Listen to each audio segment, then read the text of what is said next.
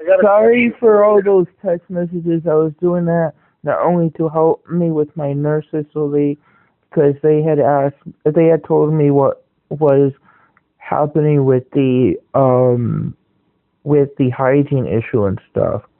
All right. Well, So it's all I can suggest is that you're helped there. them. You're not going to be there forever. And Yes. You just may have to put up with it for a little while longer. Okay. Yep. And they're going to help me. They understand it. I explained them what Dad does to me. I couldn't explain it to him, so I wrote it down, and I waited for my aide to come back in to look at Okay. that information. All right. Now But, you keep sending me a lot of information, Andrew. Yes. And I'm good, which is fine. I read it all, and I'm going to suggest that you try and put all that stuff that's happened in the past. In the past, because I'm in a new place. Yes. But I the mean, nurses wanted to know that information. No, that's fine. And But yeah. I mean, I understand that.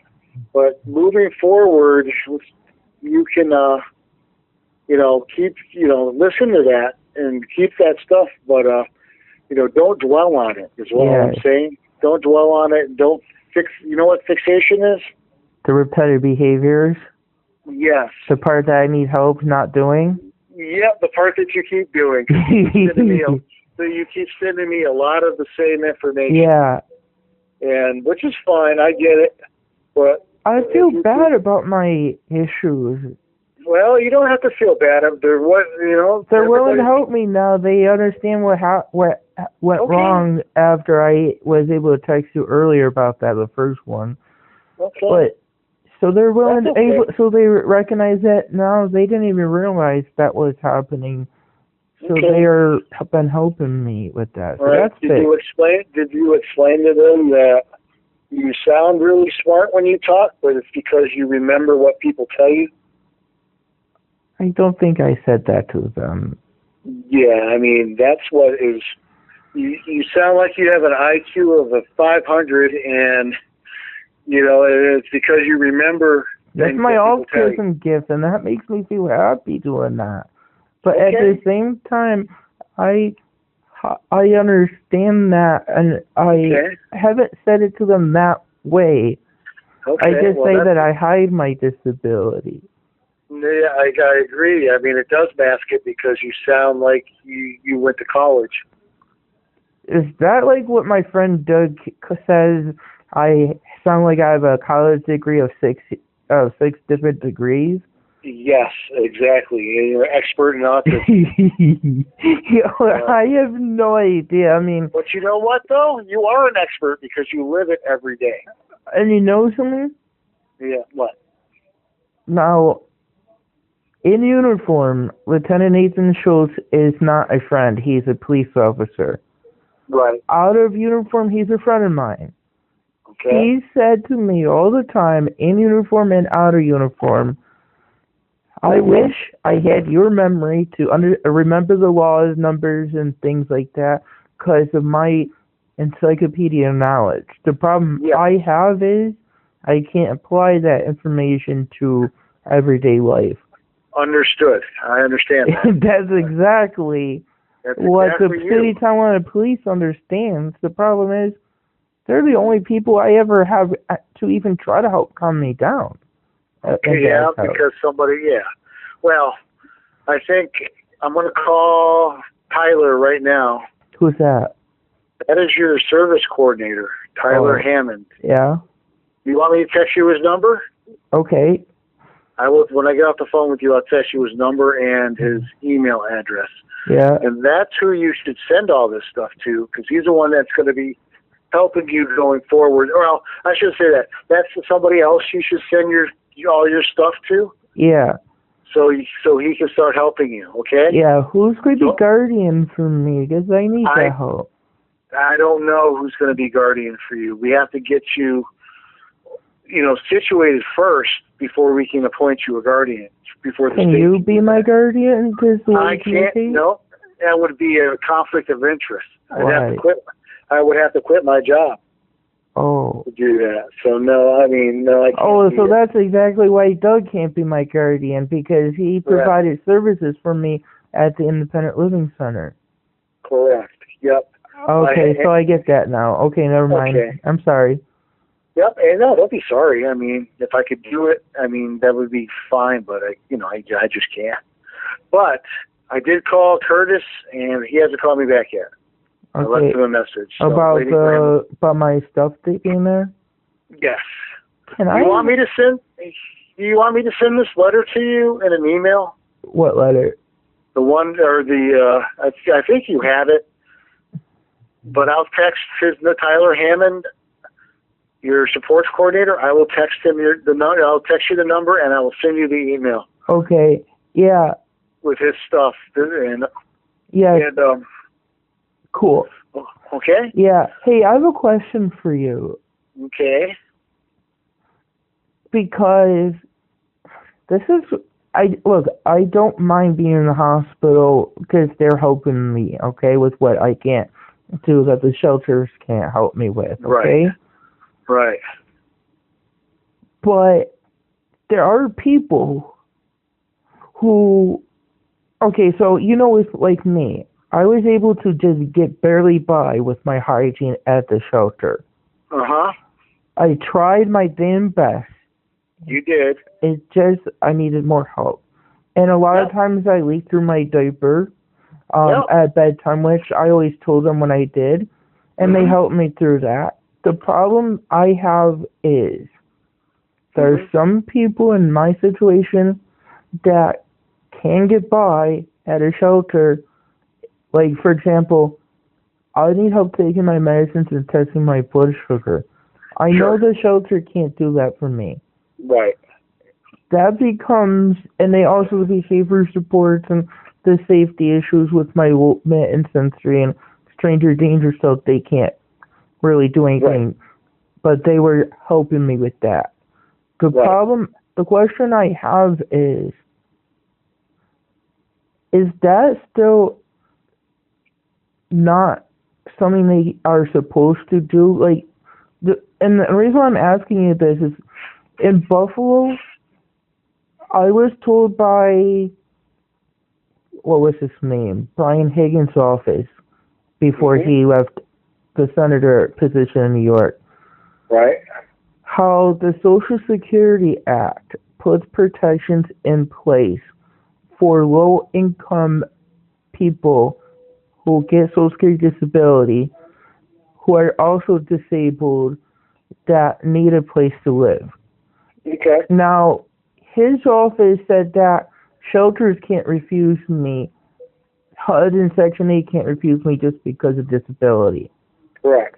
I found out that is true. The problem I have is it would be a liability issue for HUD or Section 8 to know about my disability and not having the services and supports I need to be healthy and safe. You are right. And because I also could not manage my apartment when I did try when I was around 20 years old, and I screwed that up because I couldn't maintain the property because of my disability and stuff, and always at mom's and dad's house because I couldn't have mom at my place and her at her place. Right. So I can't get Section 8 or HUD, or at least in New York State, for that reason, even if I had services. Now, there's a second part. DSS can't be liable for placing me at a shelter or hotel because of my medical needs. This is New York State law I'm talking about. Right.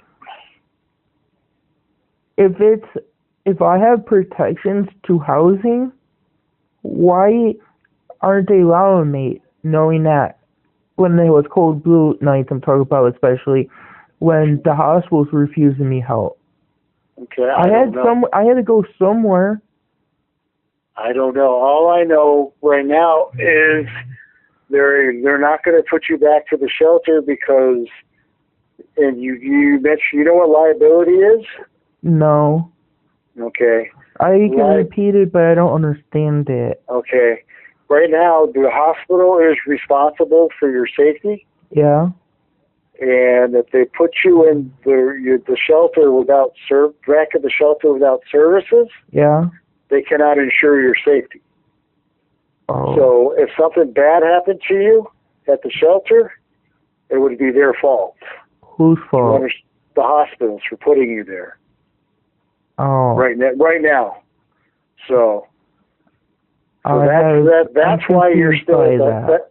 Yeah, well, they're just, you know what, they think you're safer at the hospital than you are at the shelter, which is true. Yeah, I understand that, especially with this stranger danger issue. So just on that issue alone, they don't want to. They want you to get somewhere, to where you can have all your get somewhere where you have supervision and services in place. Yeah. Before they let you go. That's why. That's what's going on. Yeah. And that's what we're working on. I mean, I liked it at the shelter I was at, but I need more help. I know, but they can't give you as much help as you're going to need. Yeah, and also the sensory issue is also another problem at the shelter, but I feel I need a group home. Yep, and that's what we're working on. And but until I have a question. Go ahead. So in Ohio and in New York, I was told in Ohio that they call these group homes the same, don't matter what state you're in. Okay. For developmental disabilities, or medical needs, they call them ICFs. Okay, we have them. Yep. Is that the homes that you're going to be putting me in for the highly structured and smaller setting? I believe so. Yes. Because I need the smaller setting. Hey, hold on, I got to take this phone call. Okay. Yeah.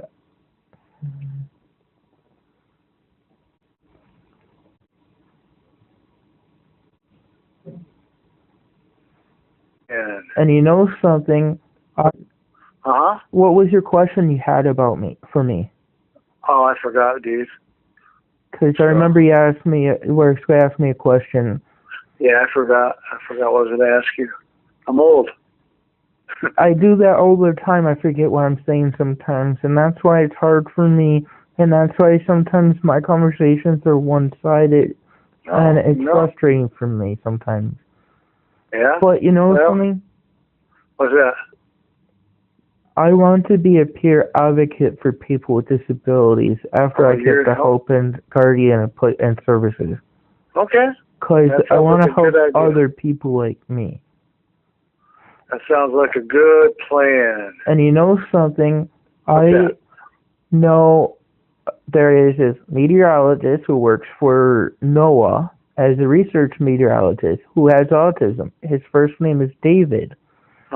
And I forgot his last name. I have his email address because my storm spotting training and connections at the National Weather Service in Buffalo. Meteorologist John Hitchcock gave me that at the NWS in Buffalo. David has his PhD in meteorology. He lives in a group home. He makes triple-figure income and still lives in the group home, and he still gets Medicaid through what's called a spend-down Medicaid. Okay. And he gets DD services in North Dakota, just to let you know. Okay, I don't know anything about that. So. One more thing. Doug Usiak, Chief Policy Maker Officer for the West New York Independent Living Center. His name is Todd Verichik. He's also the ombudsman for ICANN. Okay. And New York stuff is not going to help you in Pennsylvania. I know. He has OPWDD services on spend down Medicaid. He has a high IQ and much more independent than me. He can even drive, but he can't walk because of cerebral palsy. But he has the ability to drive with special things with the steering wheel and stuff.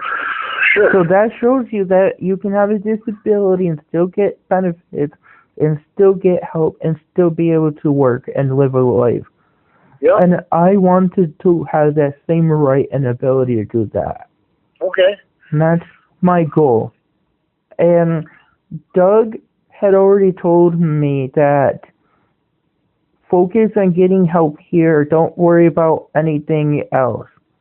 Because if I'm going to get help here, and he said he's going to use, because I didn't save the approval letters from the Pittsburgh area, okay? Uh-huh. Yeah. But I gave Doug the email of the documents he gave me of approval here.